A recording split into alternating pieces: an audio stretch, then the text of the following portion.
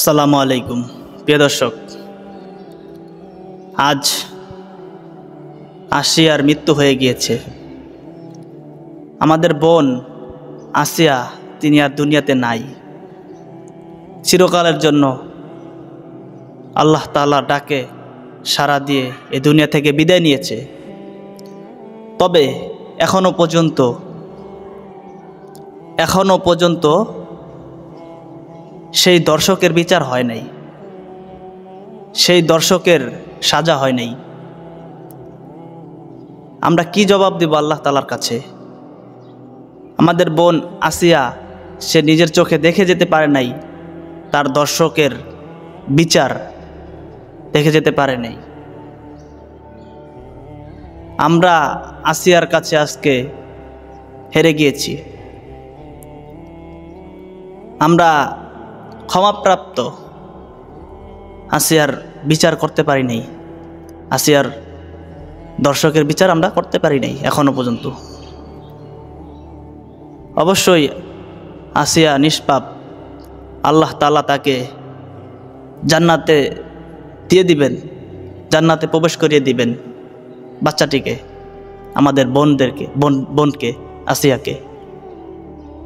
কিন্তু আমরা কি জবাব দেব? দর্শকের বিচার করতে পারি নাই, কিছু হয় না এখনো।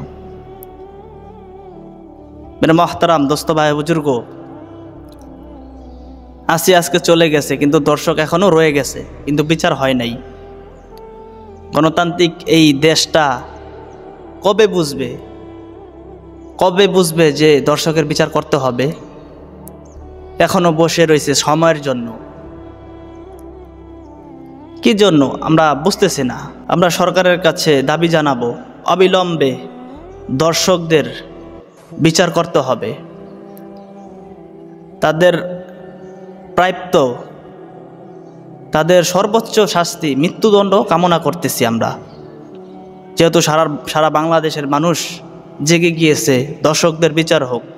ছাত্র জনতা জেগে গিয়েছে, দর্শকদের বিচার হোক।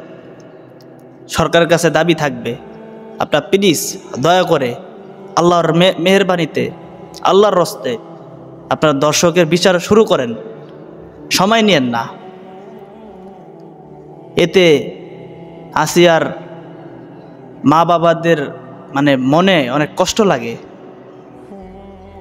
তারা অনেক কষ্ট পাবে যে কি দেশে বাস করি, দর্শক হাতে থাকার পরও দর্শকের এখনো বিচার করা হইতেছে না।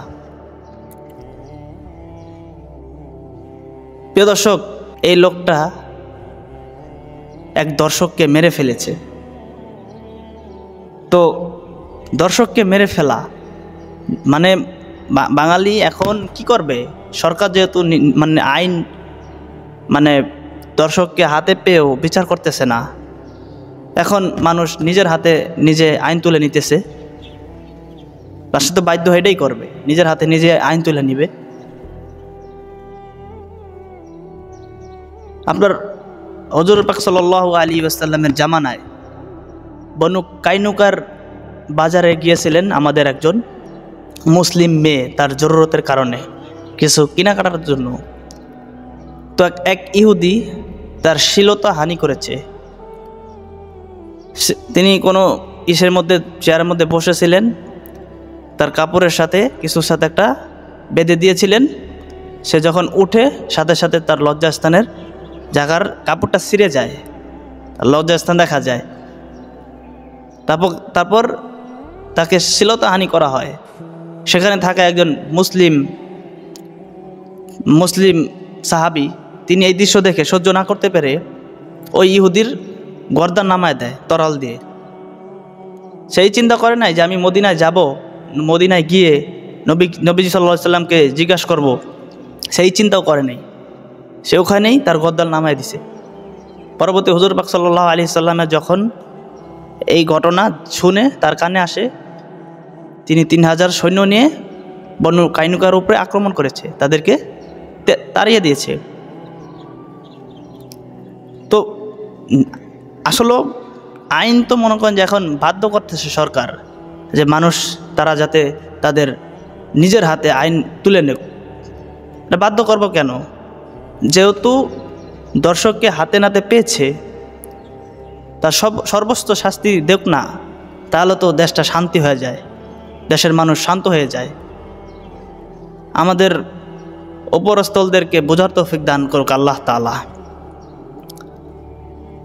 বোঝার তৌফিক দান করুক। যে অবস্থা শুরু হয়েছে, যেভাবে অহরহর দর্শক বেড়ে যাচ্ছে, এতে আমাদের মা বোনেরা মানে নিরাপত্তাহীন রাস্তা যে বের হবে, কোনো নিরাপত্তা পাচ্ছে না। এজন্য দাবি রাখব যে দর্শকের বিচার সর্বোচ্চ কামনা হোক, মৃত্যুদণ্ড ইসলামিক শরিয়া ভিত্তিক হোক।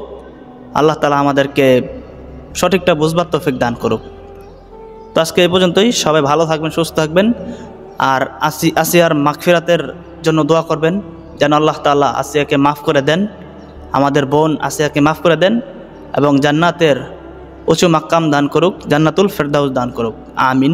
সবাই ভালো থাকবেন, সুস্থ থাকবেন। আসসালামু আলাইকুম ওয়া রাহমাতুল্লাহি ওয়া বারাকাতুহু।